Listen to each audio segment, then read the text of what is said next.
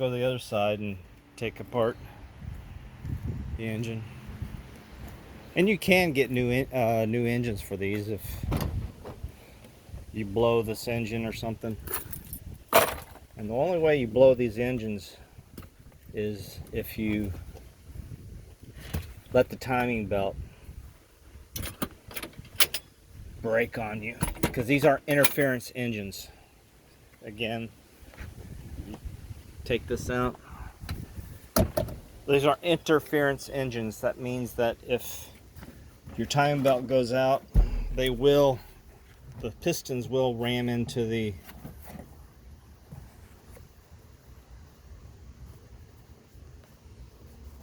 where's my hook? Oh, there it is. Okay.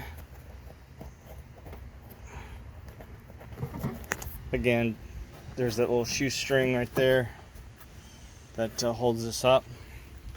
Here's your air filter. I changed the air filter just last month. Is pretty much. This is a vacuum one-way valve. These are all vacuum tubes. There's your alternator. I did have this thing break down on me after I changed all the oil pump and water pump and everything back together. I went on test drive and drove it for a couple 3 days, and then it did quit on me on Route 10, and it wouldn't start.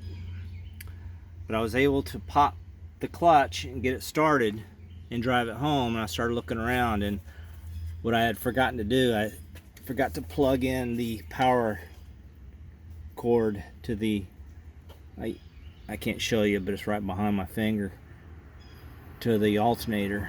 So I drained my battery, and basically I had no spark for the coils,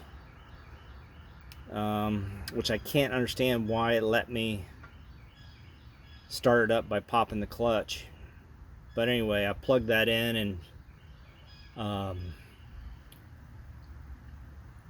charged the battery up, and it's been running fine ever since.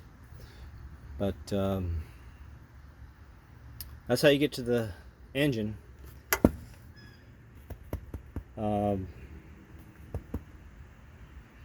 Air filter, and I guess the carburetor's right here.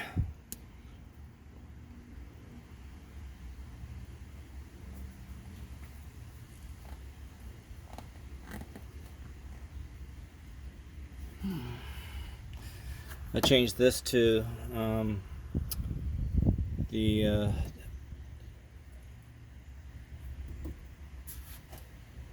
radiator. Oh, I also changed the thermostat. I don't think I wrote that down, but the thermostat. Did I write that down in the logbook? I did so much stuff that probably slipped my mind. Thermostat's right underneath here. You see the new blue gasket right there. I put that back. Changed the radiator. This radiator hose is changed. New clips.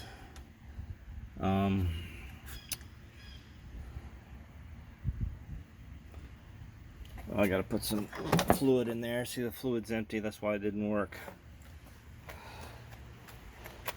I filled it up, but then I removed all that stuff to get around to fix the oil pump and water pump. I wanted that out of the way because I had to get that, remove that tank to get to the to see how the power steering pump was attached. It turns out I didn't have to remove that at all, but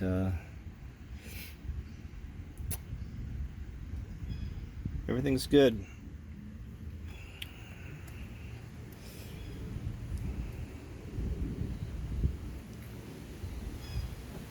So take a quick look underneath.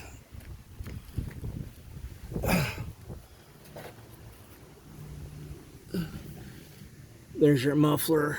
No holes in the muffler. It's that rust right there. That's not the bed. That's actually a protective plate, a sacrificial plate. That is not part of the bed, if you can see.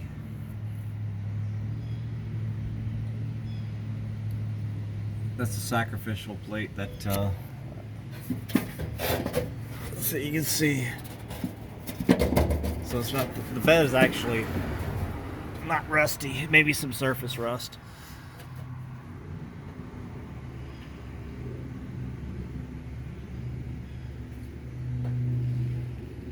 But here's your rear differential.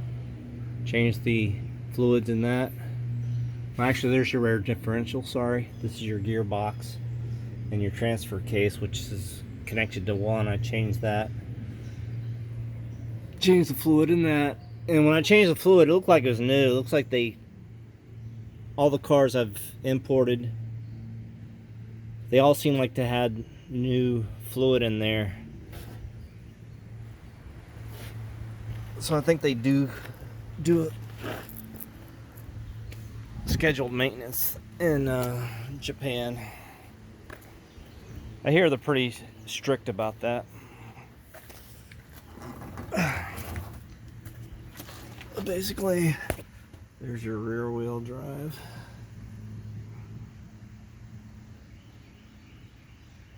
Got a little surface rust here, nothing you can put your finger through.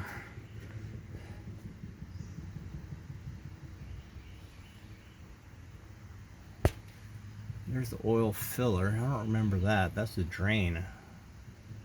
I can't remember. They're all the same.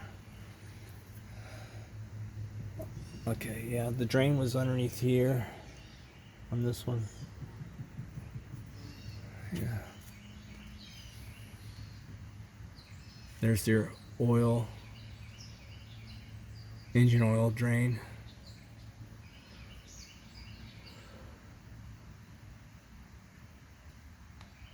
I don't really know.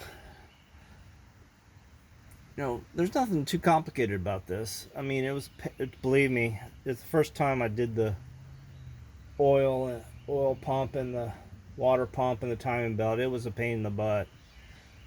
Only because I didn't have any experience doing it. But now that I did it, it would not be such a pain in the butt, because I know exactly what to do. And I was kind of nervous about getting the timing correct and all that, but the internet's there to help you. YouTube's great when it comes to doing stuff yourself. But I don't really know what else to tell you. If you want to buy it, contact me. It's type of person that would like to do this is somebody that can actually change their own brakes. You don't have to be an expert mechanic, but you got to be able to, don't mind laying on your back, doing some things, doing some modifications on your own. Because I don't know, you can't really take this to a regular mechanic. You can take it to a motorcycle mechanic, they'd probably be fine with it.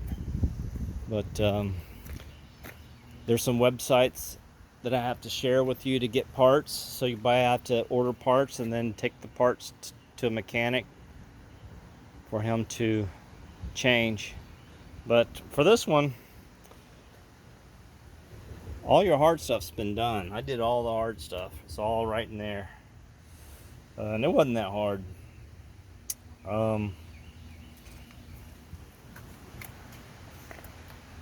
I believe I looked at these brakes and they're still in good shape. That's why I didn't order brake pads.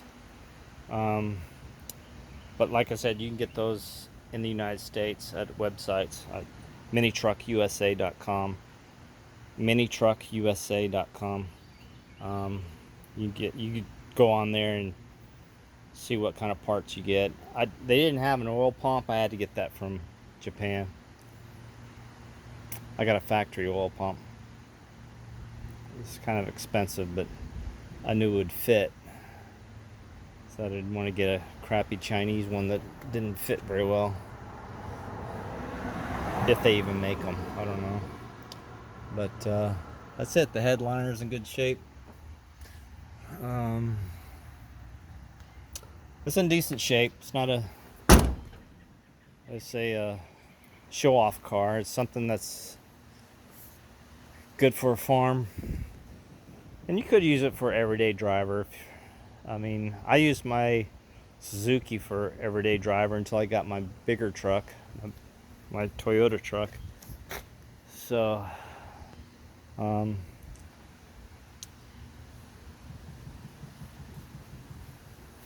this is it. Well, let me do this. I'm gonna put it in neutral, and we're gonna start it up again. You can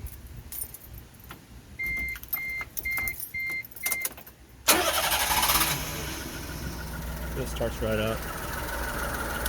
I think I need to adjust the idle, but I'm not sure where to do that.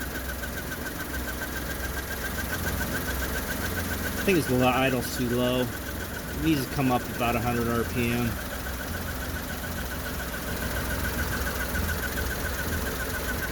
But I will learn.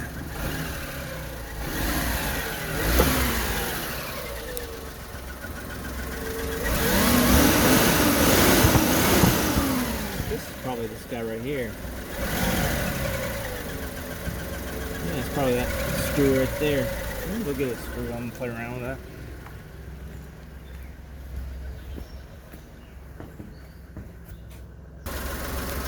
Okay. Let's see what happens here. Oops, that's too big a screwdriver. Well, I tried to adjust it, but it kind of stops right there. That's a full adjustment right there. When I put pressure on it, you hear it go up. Idle goes up a little bit. So I don't think that's it.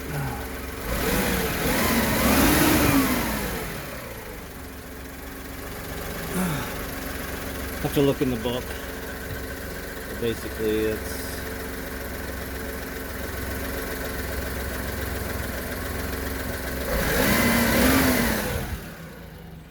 let's look at the exhaust. Exhaust is clean.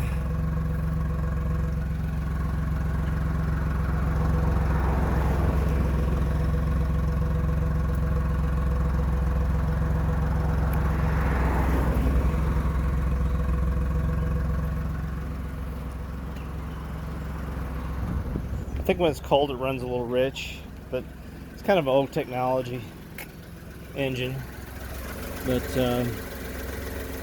reliable. I mean, it's never not started on me except when I messed up by running my battery out.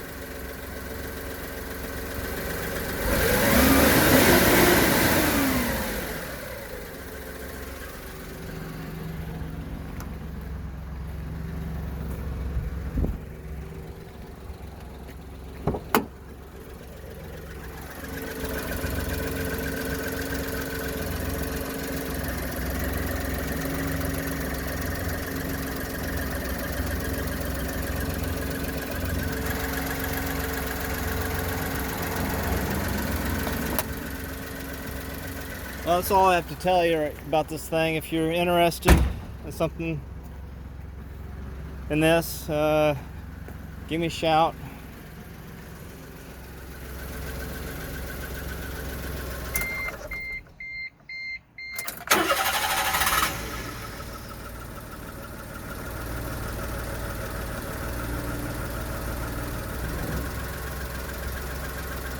Yeah, there's really nothing wrong with this. Runs good.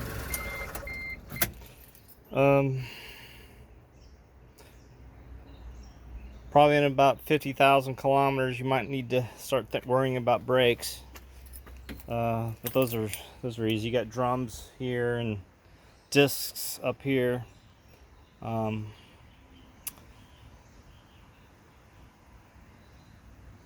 That's about it.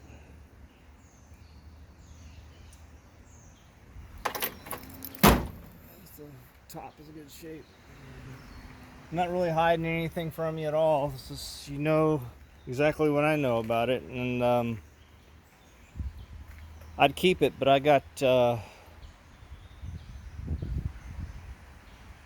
one white one, a Suzuki, and I want to keep the Suzuki because